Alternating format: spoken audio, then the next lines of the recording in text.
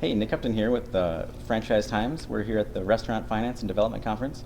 I'm here speaking with Robert Branca, president of Branded Management Group, a multi-unit Dunkin Donuts operator.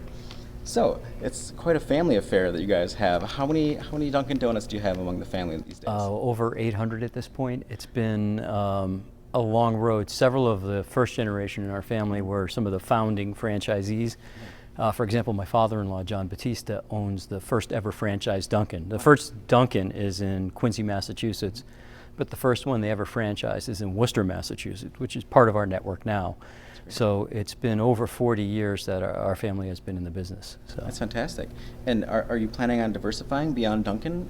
Well, my immediate family, we operate a little over 80 across 3 states, and we have diversified. One of the natural things, and you'll see this with a lot of multi-unit franchisees, is they develop real estate development companies, construction companies, because you touch the real estate through so many important aspects of the business. It's such a critical part of your cash flow and your capital expenditure, and it's also a huge piece of collateral. Yeah, So you end up with a lot of competencies. So we've gotten into non-franchise related, non-Dunkin Donuts franchise related development.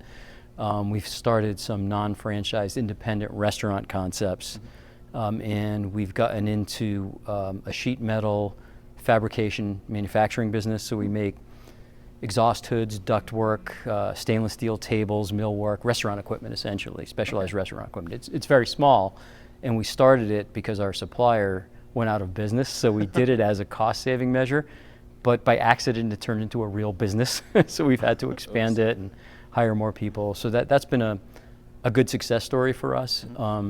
So it supports our development of Dunkin Donuts expansion. We're still expanding that business.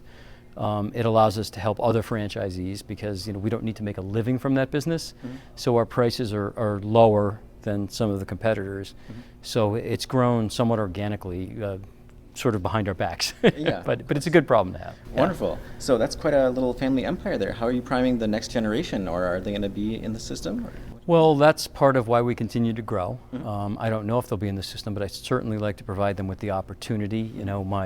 My own children, my nieces, my nephews, and our family is still growing. Our children are small, and for example, my 2 sisters-in-law are very young, and their children are very small, and they're continuing to have babies. So the family grows, so the pie gets split up into more pieces. So you try to grow the pie, diversify as much as you can into as many different businesses as you can.